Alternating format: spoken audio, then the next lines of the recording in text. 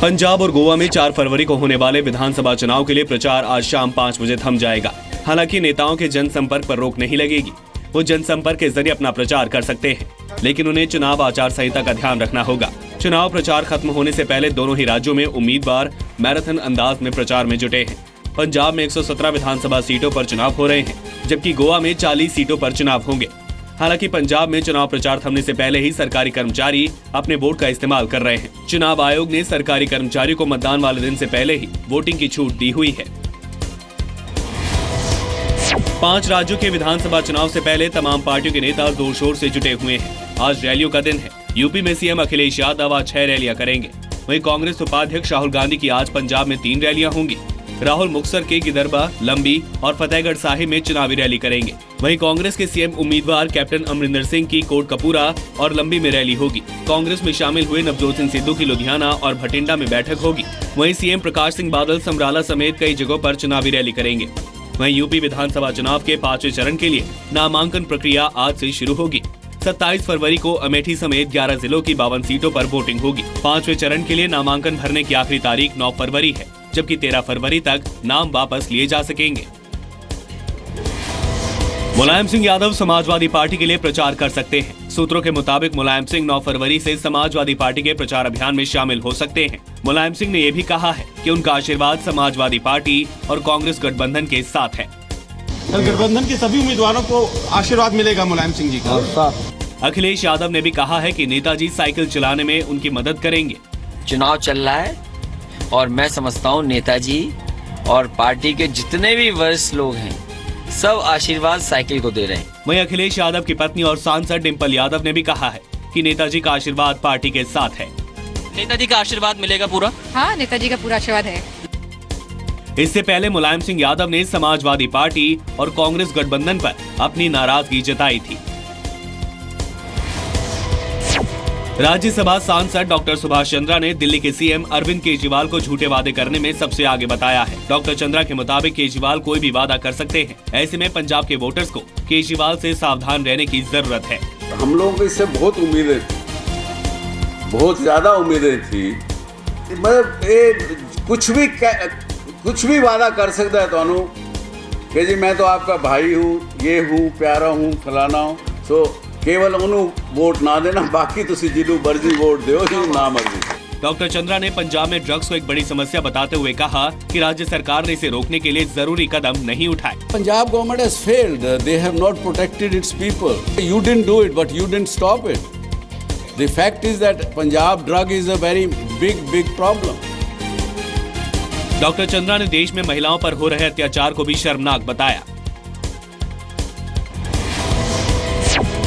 राष्ट्रपति प्रणब मुखर्जी के अभिभाषण पर आज राज्यसभा में चर्चा होगी। चर्चा दोपहर 2 बजे से होगी। बहस की शुरुआत केंद्रीय मंत्री रविशंकर प्रसाद करेंगे और उसका समर्थन विनय सहस्त्रबुद्धे करेंगे। बहस के लिए 12 घंटे का समय निर्धारित किया गया है। प्रधानमंत्री नरेंद्र मोदी सोमवार को बहस का जवाब देंगे। राष्ट्रपति प्रणब मुखर्जी ने संसद में अपने अभिभाषण में सरकार की आर्थिक और सामाजिक उपलब्धियां गिनाई थी। साथ ही उन्होंने अहम मसलों पर सरकार का रुख भी साफ किया था। राष्ट्रपति ने सर्जिकल स्ट्राइक और नोटबंदी जैसे कदमों के लिए सरकार की पीठ भी थपथपाई थी।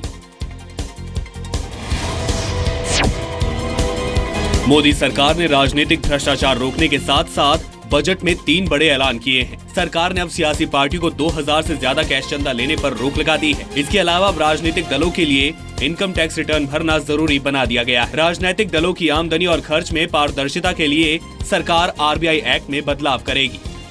चुनाव के अंदर डोनेशन एकत्र करने की नई योजना भी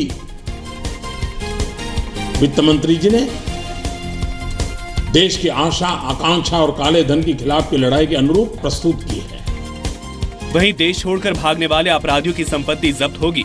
सरकार सजा से बचने के लिए देश छोड़कर भागे लोगों के खिलाफ एक कानून लाने जा रही है। इसके अलावा 3 लाख रुपए से ज्यादा के कैश ट्रांजैक्शन पर इस साल अप्रैल से रोक लगाई जाएगी। सरकार ने एक कदम कैशलेस ट्रांजैक्शन को बढ़ावा देने और फाइनेंशियल ट्रांसपेरेंसी के लिए उठाया है। सुप्रीम कोर्ट आज भगोड़ा घोषित किए जा चुके विजय माल्या के खिलाफ बैंकों की तरफ से दाखिल कोर्ट की अवमानना याचिका पर फिर सुनवाई करेगा। SBI समेत कई बैंकों ने विजय माल्या पर कई न्यायिक आदेश का उल्लंघन कर अपने बच्चों के अकाउंट में $40 मिलियन की रकम ट्रांसफर करने का आरोप लगाया है। बैंकों ने याचिका दायर कर इस रकम को सुप्रीम कोर्ट में जमा करने की मांग की थी, जिसके बाद सुप्रीम कोर्ट ने इस मामले में माल्या को आदेश देते हुए अगली सुनवाई आज तक के लिए टाल दी है। साथ ही कोर्ट ने माल्या को 3 हफ्ते में जवाब देने का आदेश भी दिया था। एयरसेल मैक्सिस सौदे से जुड़े एक मामले में पूर्व दूरसंचार मंत्री दयानिधि मारन, उनके भाई कलानिधि मारन और 4 अन्य के खिलाफ दिल्ली के पटियाला हाउस कोर्ट में आज आरोप तय हो सकते हैं।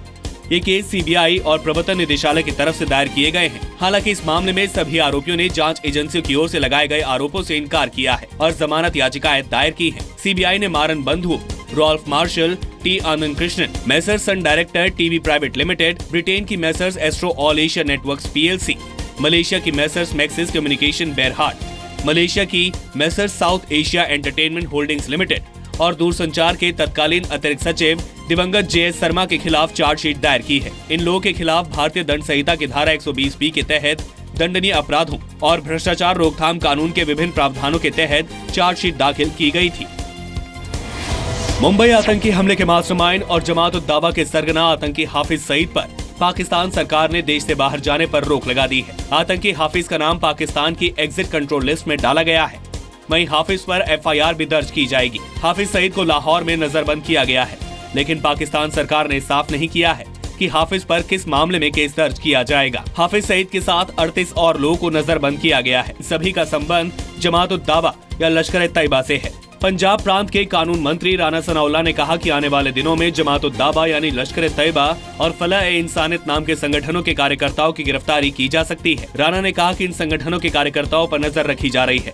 हाफिज सईद ने नजरबंद होने के बाद भी मीडिया से बात की थी। कानपुर के जाजमाव इलाके में 6 मंजिला इमारत ढहने के बाद रेस्क्यू ऑपरेशन जारी है। स्थानीय पुलिस के साथ NDRF और सेना के जवान रेस्क्यू में लगे हैं। अभी भी करीब 25 से 30 मजदूरों के दबे होने की आशंका है। हादसा कल दोपहर करीब 2 बजे हुआ था। इस हादसे में करीब 10 मजदूरों की मौत की आशंका है। हालांकि कानपुर के DIG ने 7 लोगों की मौत की पुष्टि की है। मलबे में से 15 मजदूरों को सुरक्षित निकाल लिया गया है। मकान में अवैध तरीके से निर्माण कार्य चल रहा था।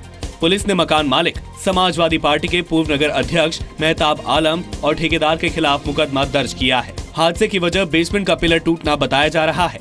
6ठी मंजिल पर लिंटल ढलाई का काम चल रहा था, तभी इमारत ढह गई। स्वीकृति संबंधित कोई फाइल गई होगी, डेफिनेटली उसको रिजर्व करने के लिए कहा गया है कि इसमें आगे कहीं ना कहीं इंडस्ट्रियल जांच होगी। इनके जो सैंपल्स हैं जो स्लैब के और सरिये के, वो भी प्रिजर्व रखने के लिए कहा गया है। या किसकी परमिशन से बिल्डिंग बन रही थी, कौन इसका कंस्ट्रक्शन करा रहा था और किसके नाम पे नक्शा पास है।